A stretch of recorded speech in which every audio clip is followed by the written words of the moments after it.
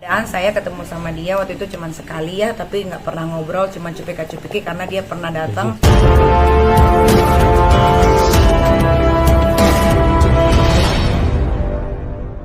Nyai, dengar kabar hari ini Dito nggak datang ke Mabes panggilan? Dito nggak datang itu sudah diprediksi dari jauh-jauh hari sebetulnya.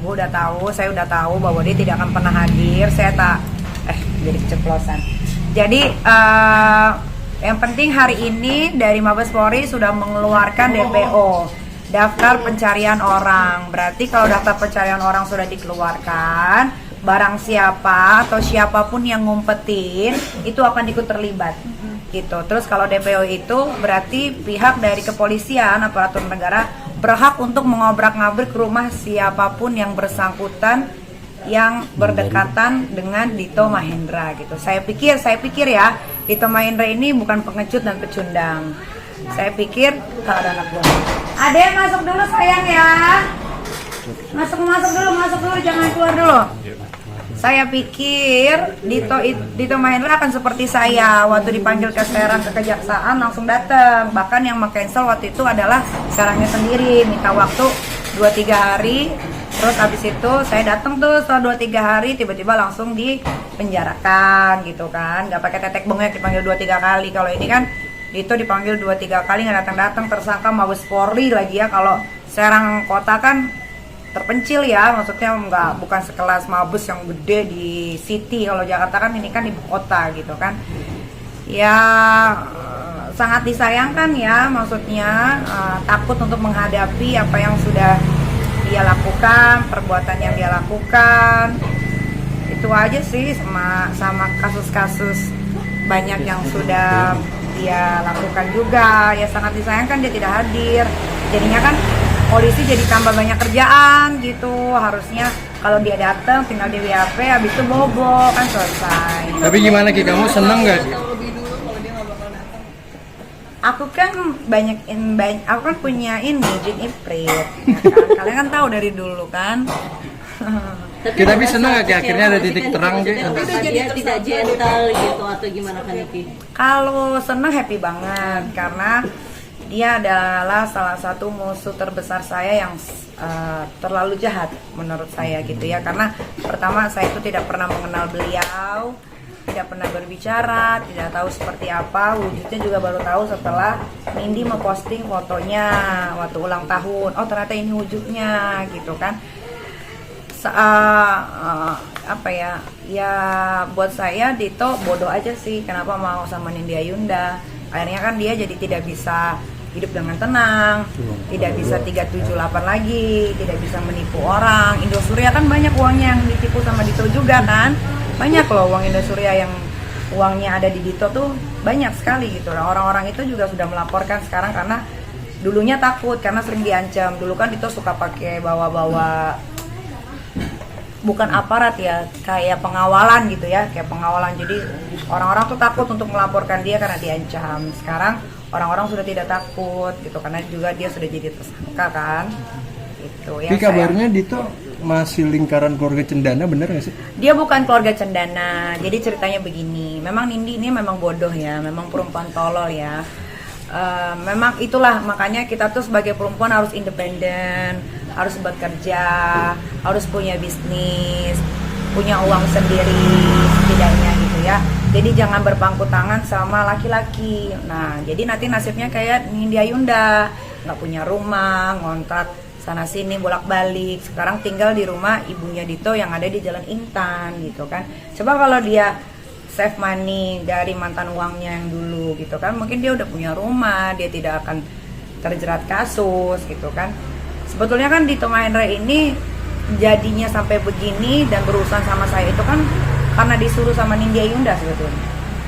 Jadi menurut Nindi Ayunda ini cemburu waktu itu sama saya.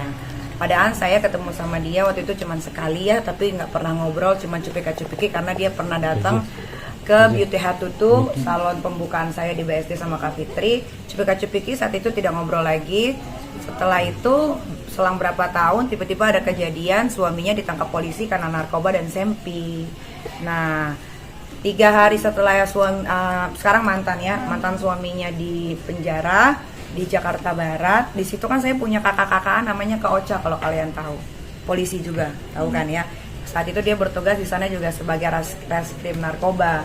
Nah, kebetulan saya ke sana silaturahmi sekalian mau menanyakan tentang surat tanah. Karena kan saya baru beli tanah tuh, saya nggak ngerti, saya takut ditipu. Tanah ini benar nggak sih sertifikatnya, apa ada dua sertifikat segala macam. Karena saya pernah beli tanah di Bali, tiba-tiba sertifikatnya ada dua, nggak mau terjadi lagi. Datanglah ke tempatnya Kak Ocha. Tiba-tiba si Askara Prasadi Harsono ini lagi di BAP saat itu, gitu kan. Nah, terucaplah dari mulut ini, itu siapa ya Kak? Karena sama, jujur ya, demi Allah Rasulullah, biar kaki saya tidak bisa berjalan, saya tidak pernah tahu, tidak pernah kenal, tidak pernah bertemu sama yang namanya Askara Prasadi Harsono. Tapi kalau lihat di Instagram ini dulu pernah ya, sebelum kejadian ini ya, pernah gitu. Oh ini suaminya, oh ya udah. Tapi kayak ketemu papasan di jalan atau event apa itu nggak pernah. Ketemunya di kantor polisi gitu. Habis itu saya ngomong ke Kak Ocha itu siapa? Oh itu suaminya Nindi. Loh, kenapa gitu kan? Tangkap narkoba Mas MP. Oh, masa sih aku bilang gitu? Mukanya baik-baik aja kok gitu kan.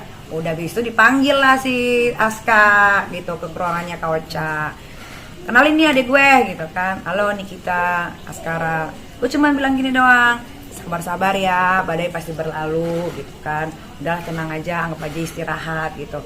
Nggak tahu mungkin di situ ada cepunya Nindi atau cepunya Dito, salah satu aparatur. Saya nggak mau berburuk sangka, diduga mungkin ada yang melaporkan, tapi melaporkannya dilebih-lebihkan gitu kan. Jadi Nindi ini kayaknya cemburu, padahal dia udah selingkuh sama si Dito Mahendra ini sebelum, udah lama tuh dia tuh selingkuh udah setahun sama si Dito Mahendra.